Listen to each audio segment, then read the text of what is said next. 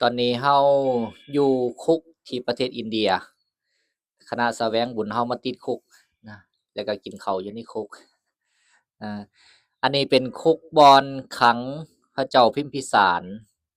ในสมัยครั้งพุทธกาลในสถานที่นี้เป็นคุกที่พระเจ้าอาซาสตูได้เอาพระเจ้าพิมพิสารผู้เป็นพ่อเป็นพระราชบิดามาขังไว้อยู่บ่อนนี้เป็นหยังคือขัง เนื่องจากว่าพระเจ้าอาซาสตูนี่ไปสมคบกับคนพาลก็คือพระเทวทัตพระเทวทัตนี่เห็นพระสารีบุตรพระมหาโมคคัลลานะพระมหากัสสปะต่างแต่ละองค์นี่ก็มีบริวารหลายมีลาภสักการะหลายมีญาติโยมเคารพศรัทธาหลายเจ้าของก็อยากได้ลาภสักการะอยากได้บริวารอยากได้คนเคารพนับถือแต่ว่าเทวทัตนี่เป็นปุถุชนแต่ว่าได้สร้างสมาบัติมีฤทธิ์มีเดชก็เลยเห็นไผบัดนี่เห็นพระเจ้าอาซาสตูนี่ยังทรงเยาว์วัยอยู่บ่ทันได้ฮู้อันใดดีอันใดบ่ดีแยกแยะยังบ่ทันได้ก็เลยเห็นช่องเห็นโอกาสก็สิเอาพระเจ้าอาซาสตูนี่แหละให้มาเป็นผู้เคารพศรัทธานะคันเฮาได้พระราชกุมารผู้นี้มาก็จะโอ้ลาภสักการะของเฮาก็จะหลายบ่ธรรมดาเนาะลูกของพระราชามาเคารพเลื่อมใสศรัทธานะมื้อนั้นก็เลยใช้ฤทธิ์แปลงเป็นกุมารน้อยแล้วก็มีอสรพิษมีงูอสรพิษเป็นพวงมาลัยเป็นพวงเป็นสร้อยคอแขนแล้วก็เข้าไปในห้องถ่ายต่อเนื่องเด้อค่ะหน่อย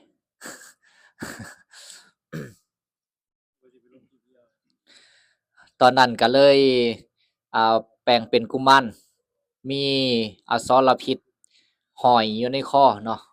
เป็นสร้อยสังวาลแล้วก็เข้าไปในห้องของพระเจ้าอาซาสตูตอนนั้นบ่ทันได้ขึ้นครองราชย์เป็นพระราชกุมารอยู่อาซาสตูเห็นนี่ก็ตกใจในสุดท้ายก็เลยแปลงเป็นพระเทวทัตคือเก่าก็เลยเหลื่อมใสว่าพระเทวทัตนี่เป็นผู้มีฤทธิ์มีเดชหลายพอเหลื่อมใสแล้วหลังจากนั้นก็ถวายเครื่องสักการะอาซาสตูนี่ก็เที่ยวไปหาพระเทวทัตไปแต่ละเทื่อก็นำเครื่อง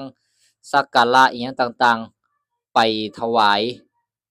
ก็ถือว่าลาภสักการะก็เกิดหลังจากนั้นก็มีบริวารเข้ามาบริวารก็คนที่มีอัธยาศัยแบบเดียวกันนั่นแหละต่อมาก็เลยเฮ็ดจั่งใดบัดนี้ก็เลยเว้าเกลี้ยกล่อมอาซาสตูนี่ว่าคนเฮาซุมื้อนี้มีอายุน้อยเนาะอายุน้อยบางทีพระองค์อาจจะบ่ได้ขึ้นครองราชย์เป็นพระราชาก็ได้อาจจะตายก่อนก็ได้โอ้เนาะอาซาสตูนี่ก็เกิดกิเลสขึ้นอยากจะครองราชสมบัติอยากจะชิงราชสมบัติเฮ็ดจั่งใดบัดนี้น่ะโอ้ยก็ชิงราชสมบัติแล้วบ่แน่เดะเนาะพระองค์อาจจะตายก่อนหรือบางเทื่ออาจจะมีเหตุการณ์นั้นนี้ถูกพระราชบิดาสั่งปลดหรือว่าสั่งครั้งนั้นนี้ก็เป็นได้เพราะฉะนั้นต้องชิงราชสมบัติส่วนพระเทวทัตนี่ก็จะหาวิธีทำลายพระพุทธเจ้าพระเทวทัตก็ภาคเพียรพยายามเพื่อที่จะทำลายพระพุทธเจ้า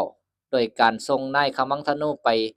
ลอบยิงพระพุทธเจ้าสุดท้ายเขาเหล่านั้นก็ถือพระพุทธเจ้าโปรดปล่อยสร้างนาราคิรีก็สุดท้ายก็บ่สามารถทำอันตรายได้ก็เลยขึ้นไปเขาคิดจกูฏไปกิ่งหินลงมาบ่อนอยู่เหนือถ้ำพระมหาโมคคัลลานะขึ้นไปน่ะกิ่งหินลงใส่พระพุทธเจ้าหวังจะทำลายปวงพระชนพระพุทธเจ้าแต่ว่าเสือเกศหินไปถือหลังพระบาทก็ทำให้พระโลหิตห่อฝ่ายอาซาสตูนี่ก็จับพระเจ้าพิมพิสารจับขังนะจับขังไว้เอามาขังไว้อยู่ในคุกบ่อนนี่แหละขังไว้อยู่ในบ่อนนี่แล้วก็ต่อมาอาซาสอันพระเทวทัตก็มาเกลี้ยกล่อมอีกนะโอ้พระองค์นี่เหมือนกับขังม้าจิ้งจอกไว้คันม้าจิ้งจอกมันหลุดจากกรงจากหยังนี่มันอาจจะแหว่งมากัดพระองค์ได้เด้อ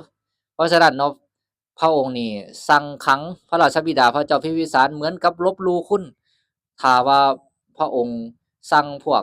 อำมาตย์ที่จงรักภักดีมาจัดการพระองค์คืนนี่ก็ได้ว่าซั่นนะต้องฟ้าวค้าว่าซั่นนะ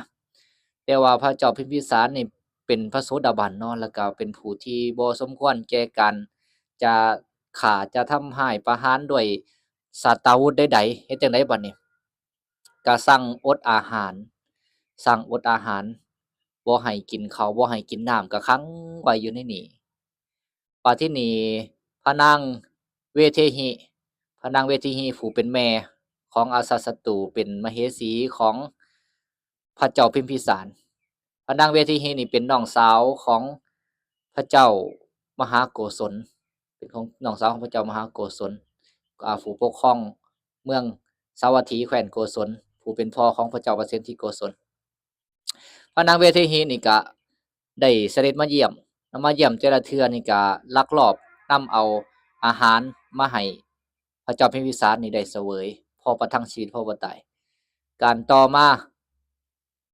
พระเจ้าอาซาสตูนี่เห็นว่าพ่อของเฮาทั้งๆที่สั่งอดอาหารเป็นหยังคือยังบ่ตายเป็นหยังคือยังบ่จ่อยบ่สู้ผอมก็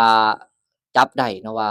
ผู้เป็นแม่นี่นะพระนางเวทิหีนี่ลักลอบเอาอาหารมาให้กับเวลาเขามาแต่ละเทื่อนี่ก็จะให้ทหารนี่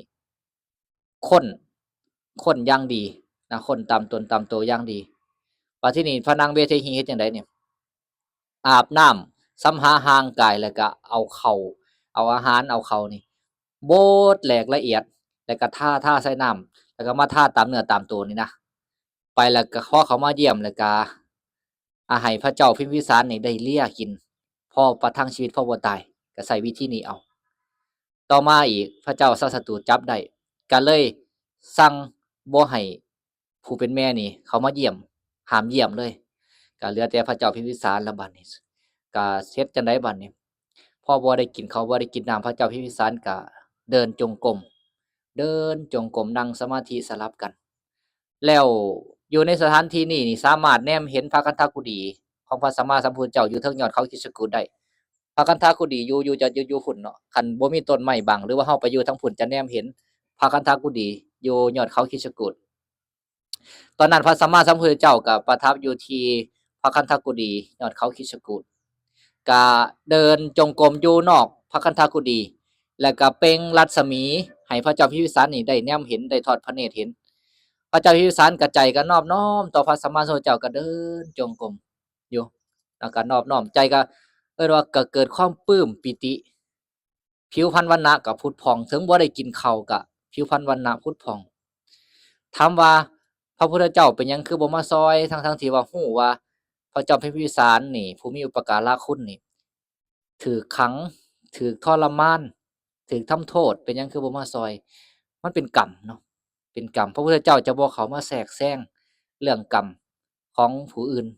เพิ่นสามารถซอยได้โดยการแนะนำบอกสอนตักเตือนแต่บ่สามารถที่จะมาห้ามหรือว่ามาแทรกแซงมายุ่งนำหั้นนะก็เป็นกรรมของพระเจ้าพิมพิสารบัดทีนี้พอพระเจ้าอาสาสตูเห็นว่าพอนี่นานตายเป็นอยู่ได้ด้วยการเดินจงกรมนั่งสมาธิก็เกิดความปลื้มปิติอาศัยธรรมะเลี้ยงใจก็อาศัยระลึกถึงคุณของพระพุทธเจ้าก็เฮ็ดจั่งใดบัดนี้ก็สั่งให้ทหารนี่เอามีดโกนมาเฉือนฝาตีนลอกหนังฝาตีนออกปาดฝาตีนลอกหนังออก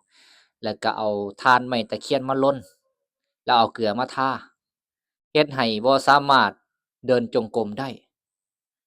บัดทีนี้พอเดินจงกรมบ่ได้ก็นั่งแต่สมาธิก็ได้รับความเจ็บปวดทุกข์ทรมานก็ประกอบกับอดอาหารแหน่ก็หลายมื้อแล้วนะบัดทีนี้สุดท้ายมื้อนั้นมื้อหนึ่งเนาะมื้อนั้นนี่ปรากฏว่ามเหสีของพระเจ้าอาซาสตูพอยึดอำนาจจากพ่อแล้วก็ขึ้นครองราชย์เองเป็นพระราชาเองมเหสีของพระเจ้าอาซาสตูนี่คลอดบุตรเนาะได้พระราชโอรสแล้วทหารก็มาแจ้งข่าวตอนนั้นพระเจ้าพิมพิสารก็สวรรคตแล้วเพราะว่าทนพิษบาดแผลบ่ไหวแล้วก็ขาดอาหารเป็นเวลาหลายมื้อแล้วก็ประกอบกับถูกปาดฝาตีนแล้วก็ทนทุกข์ทรมานก็ทนบ่ไหวก็ได้สวรรคตตอนนั้นพวกทหารมาแจ้งข่าวจะแจ้งข่าวอยู่2ข่าวข่าวหนึ่งก็ข่าวการสวรรคตของพระเจ้าพิมพิสารอีกข่าวหนึ่งก็ข่าวการได้พระราชโอรส ทหารมาแจ้งข่าวพระเจ้าอาซาสตูบอกว่ามี2ข่าวมีข่าวดีกับข่าวร้ายพระองค์จะฟังข่าวใดพระเจ้าอาซาสตูว่าฟังข่าวดีนะขอฟังข่าวดีก่อนพอได้ชื่นใจข่าวดีก็คือตอนนี้มเหสีของพระองค์นี้ได้พระราชโอรสแล้วนะประสูติพระราชโอรสแล้วพระเจ้าอาซาสตูนี่ก็พอได้ข่าวว่ามเหสีของเจ้าของประสูติพระราชโอรสก็ดีใจแล้วก็เกิดความรักในพระราชโอรสอันนี้ญาติโยมผู้เป็นพ่อเป็นแม่ก็สิเข้าใจดีเนาะเวลาได้ลูกได้หยังก็จะเกิดความรักแพงตั้งแต่ได้ทราบข่าวว่าตั้งท้องก็เกิดความรักแพงลูกในท้องแล้วนะเกิดความรักแพงแล้วพระเจ้าสัสตูนี่ก็เช่นกันเกิดความ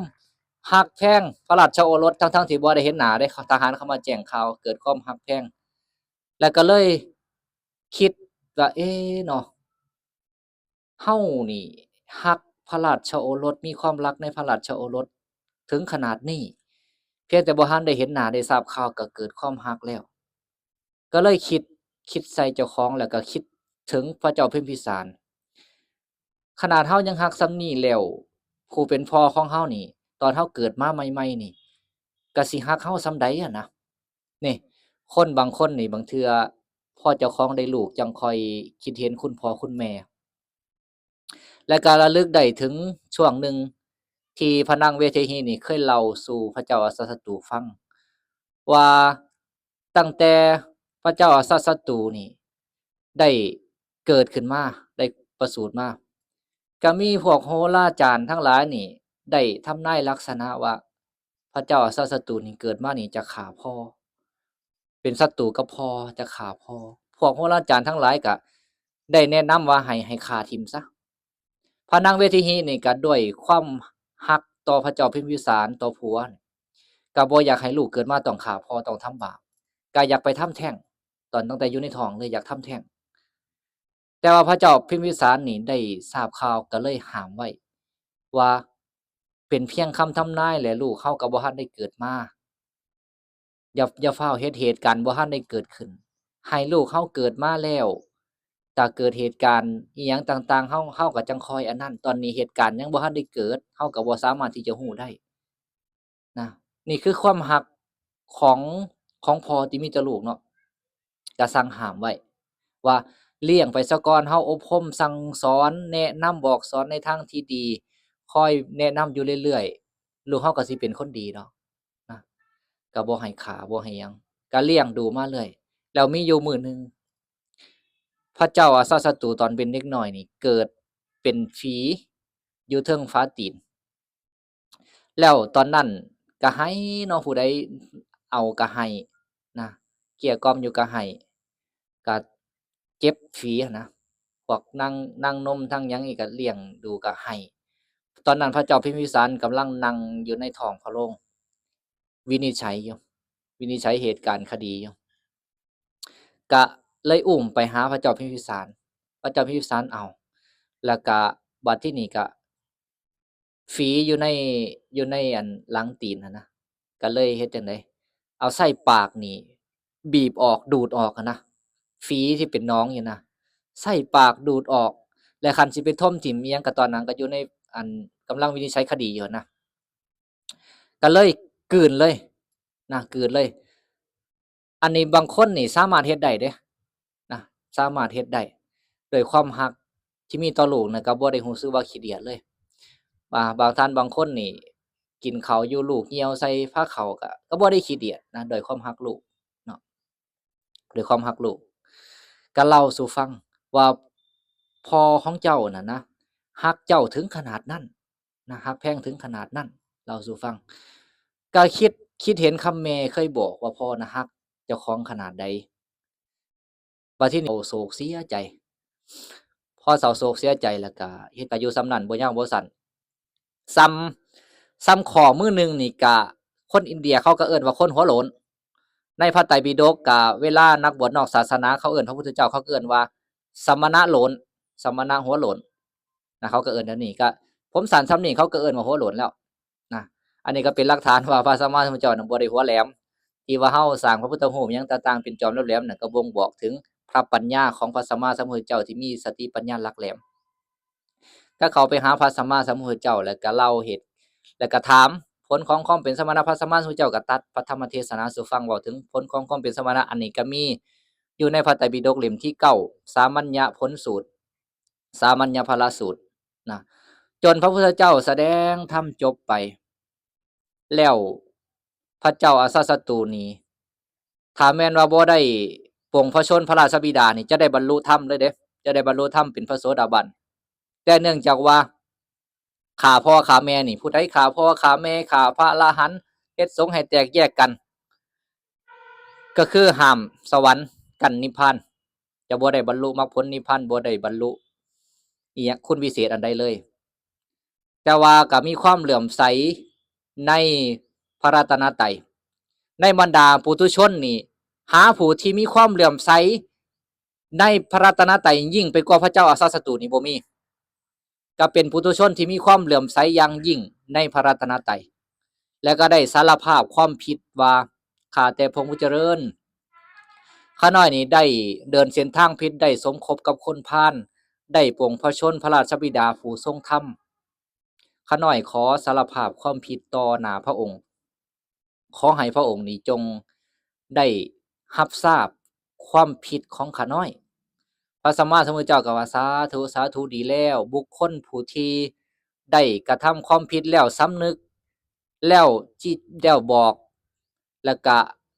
มีความสำนึกว่าจะบ่กระทำอีกยังพอที่จะเจริญได้ยังพอที่จะเป็นบัณฑิตได้พระเจ้าก็ตรัสจังซี่เนาะหลังจากนั้นก็พระเจ้าสัตสูก็กราบลาพระสัมมาสัมพุทธเจ้ากลับไปนะก็หลังจากนั้นก็ทำนุบำรุงพระพุทธศาสนาเรื่อยมาแล้วก็เป็นผู้อุปถัมภ์ในการทำปฐมสังฆายนาที่ถ้ำสัตบัญญคูหาภูเขาเวภาละอยู่เทิงอันตะปูทารัมที่เฮาจะไปข้างหน้านี้ก็จะอยู่เทิงยอดเขาเวภาละบรรพตอยู่ถ้ำสัตบัญญคูหาก็ได้เป็นประธานเป็นผู้อุปถัมภ์ในการทำปฐมสังฆายนาและก็ดูแลบำรุงพระสงฆ์องค์ข้าเจ้าเลยมาหลังจากที่เราเข้าไปหาพระพุทธเจ้าเราก็มีความเหลื่อมใสและก็อุปถัมภ์บำรุงพระศาสนาเรื่อยมานะแต่ว่าหลังจากตายไปแล้วไปไสก็ตกนรกจนกว่าจะพ้นจากนรกพุ่นล่ะเพราะว่ากรรมจากการฆ่าพ่อฆ่าแม่นี่บ่มีผลบุญอันอื่นที่จะมาให้ผลก่อนใกล้ตายก็คือจะต้องไปรับกรรมตัวนี้แน่นอนเพราะเป็นอนันตริยกรรมเป็นกรรมที่จะต้องให้ผลโดยตรงบ่เว้นช่องว่างให้กรรมอื่นๆที่จะมาให้ผลก็คือกรรมตัวนี้ต้องให้ผลแต่ตอนนี้ก็อยู่ในนรกพุ่นล่ะเนาะอยู่ในนรกนี่ก็ประวัติความเป็นไปเป็นมาถึงต้นปลายสาเหตุของพระจอมพิมพิสารที่ถูกขังอยู่ในคุกในสถานที่แห่งนี้เป็นหยังคือถูกฟ้าตีนบัดนี้เนาะเนื่องจากว่าพระเจ้าพิมพิสารสมัยก่อนนี่ใส่เกือบเข้าไปเหยียบกุฏิวิหารของพระสงฆ์เขาเจ้าใส่เกือบเข้าไปในลานเจดีย์อันนี้เฮาท่านทั้งหลายก็ควรจะมีสติเนาะเวลาไปสู่พุทธสถานลานเจดีย์สถานที่ที่เกี่ยวเนื่องถึงพระพุทธพระธรรมพระสงฆ์เกี่ยวเนื่องถึงพระรัตนตรัยเฮาก็บ่ควรที่จะใส่เกือบเข้าไปเป็นการเคารพสถานที่เคารพต่อพระรัตนตรัยก็ถอดเกือบไว้อยู่ข้างนอกบ่ซั้นแล้วก็สิ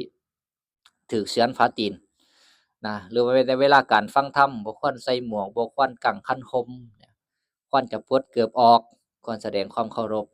เฮาก็ขอให้เฮาท่านทั้งหลายก็ได้มีสติไว้บ่ซั้นแล้วก็สิเป็นเหมือนกับพระเจ้าพิมพิสารเนาะหลังจากพระเจ้าพิมพิสารได้สวรรคตไปแล้วก็ไปเกิดอยู่สวรรค์ชั้นจาตุมหาราชิกาเป็นบริวารของยักษ์ชื่อว่า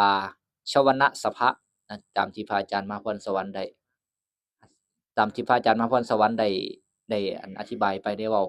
บรรยายสู่ฟังไปเนาะเป็นหยังคือไปเกิดเป็นยักษ์บัดนี้ทั้งๆที่ว่าเป็นพระโสดาบัน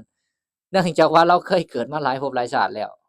บางคนน่ะสั่งสมอุปนิสัยมาไว้หลายมันก็